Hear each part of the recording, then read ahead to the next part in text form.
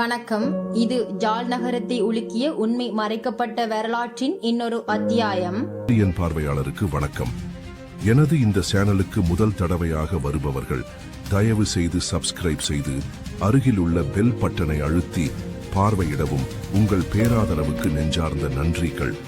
ஜாழ் நகரத்தை உலுக்கிய உண்மை மறைக்கப்பட்ட வரலாற்றின் இன்னொரு அத்தியாயம். 6/8/2025 புதன்கிழமை அன்று யாழ்ப்பாணம் நீதவான் நீதிமன்ற நீதவான் ஏ ஆனந்தராசா முன்னிலையில் செம்மணி மனித புதைக்குழியில் இருந்து ஒரு சிசுவின் எலும்புக்கூட்டு தொகுதி அகழ்ந்தெடுக்கப்பட்டுள்ளது. கடந்த 41 நாட்களாக கட்டம் கட்டமாக நடைபெற்று வரும் அகழ்வு பணிகள் நாளுக்கு நாள் வேதனையும் உணர்வுகளையும் அதிகரித்து வருகிறது.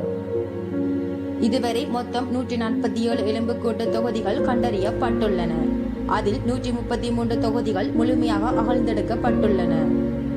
இதில் சிசுக்கள், சிறுவர்கள் என பலர் அடங்கியிருப்பது உறுதி செய்யப்பட்டுள்ளது. இந்த மனித புதைக்குழி ஒரு தனிப்பட்ட நிகழ்வு அல்ல, இது நூற்றாண்டு வரலாற்றை உழுக்கும் மனித உரிமை மீறலின் சாட்சியம். இந்த சாட்சியங்கள் இன சித்திரவதை மற்றும் தரமான விசாரணைகளுக்கான தேவை குறித்து சுட்டிக்காட்டுகின்றன. உண்மை மறைக்கப்படலாம், ஆனால் நமது தேடல் தொடரும். உங்கள் குரலையும் ஒன்று சேருங்கள். கீழே உங்கள் கருத்துக்களை பகிருங்கள். நம் தேடல் நீதிக்கானது. சத்தியம் பேசுவோம், சாட்சியங்களை பகிர்வோம், நீதிக்கு ஒளி தருவோம்.